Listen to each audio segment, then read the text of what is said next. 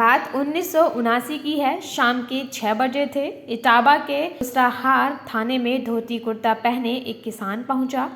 माथे पर आए पसीने को पोंछते हुए उसने सिपाही से कहा, साहब बेल चोरी की रपट लिखानी है। सिपाही ने इंतज़ार करने को कहा। बैठे बैठे 1 घंटा बीत गया तो किसान ने फिर से रपट लिखाने की गुहार लगाई। सिपाही ने अनसुना कर दिया। कुछ देर बाद सिपाही ने बुजुर्ग के पास आकर कहा, चलो तुम्हें दरोगा जी बुला रहे हैं।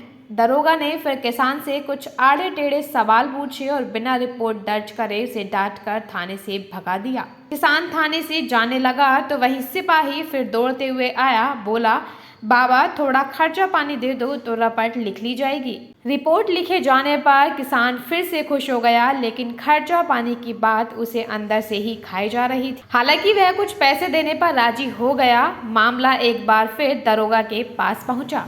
35 रुपए की रिश्वत पर रपट लिखना तय हुआ।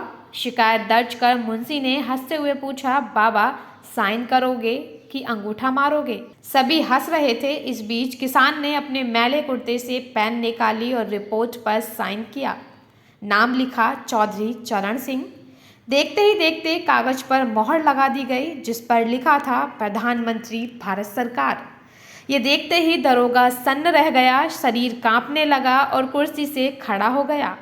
इस बार पसीना उसके माथे पर था, लेकिन किसान बनकर पहुंचे प्रधानमंत्री चरण सिंह ने किसी को माफ नहीं किया। पूरा का पूरा थाना सस्पेंड कर दिया। आज चौधरी चरण सिंह जी की पुण्यतिथि है। आइए उनके जीवन के कुछ अनसुने किस्सों को जानते हैं। चौधरी चरण सिंह मेरठ के नूरपुर गांव में 23 दिसंबर 1902 को पैदा हुए। परिवार की आर्थिक स्थिति ठीक नहीं थी। खेती किसानी से घर चलता था। पिता चौधरी मीर सिंह चाहते थे कि चरण सिंह पढ़ लिख कर जल्दी परिवार की जिम्मेदारी उठा ले। चरण की पढ़ाई मेरठ के सरकारी उच्च विद्यालय में हुई। फिर कानून की पढ़ाई पूरी कर वकालत करने गाजियाबाद चले गए। उन दिनों देश में चंद्रशेखर आजाद और भगत सिंह को देखकर युवाओं में आज़ादी को लेकर जोश बढ़ा हुआ था। साल 1929 में चौधरी चरण सिंह भी इस लड़ाई में कूद गए। 1937 में उनका नाम पहली बार यूपी की राजनीति में सुनाई दिया, जब कांग्रेस की तरफ से उन्होंने विधानसभा चुनाव लड़ा और जीता भी। 3 साल बाद यानी 1940 में वह सत्याग्रह आंदोलन में शामिल हुए। इस दौरान उन्हें जेल भी जाना पड़ा। सत्याग्रह आंदोलन में चरण सिंह का जेल जाना जाया नहीं गया। 7 साल बाद देश को आज़ादी मिल गई। चरण सिंह के त्याग और उनकी हिम्मत के कारण लोग अब उन्हें चौधरी चरण सिंह बुलाने लगे। साल 1951 में उन्हें बड़ी जिम्मेदारी मिली। उन्हें भारत उत्तर प्रदेश सरकार में कैबिनेट मंत्री का दर्जा मिला। चौधरी चरण सिंह 17 साल तक यूपी में कांग्रेस का बड़ा चेहरा बने रहे। हालांकि सन 1967 में पंडित जवाहरलाल नेहरू से मनमुटाव के चलते उन्होंने कांग्रेस पार्टी छोड़ दी। कांग्रेस से कटकर उन्होंने राजनारायण और राम मनोहर लोहिया जैसे कद्दावर नेताओं के सहयोग से एक नई राजनीतिक पार्टी भारतीय क्रांति दल बनाई। इसी साल चौधरी चरण सिंह उत्तर प्रदेश के मुख्यमंत्री बने। 3 अप्रैल 1967 से यूपी की सत्ता संभालने वाले चौधरी चरण सिंह ने 1 साल बाद यानी 1968 में सीएम के पद से इस्तीफा दे दिया। हालांकि 1970 में हुए मध्यावधि चुनाव में उन्होंने बड़ी जीत हासिल की और दोबारा 17 फरवरी 1970 को मुख्यमंत्री बने।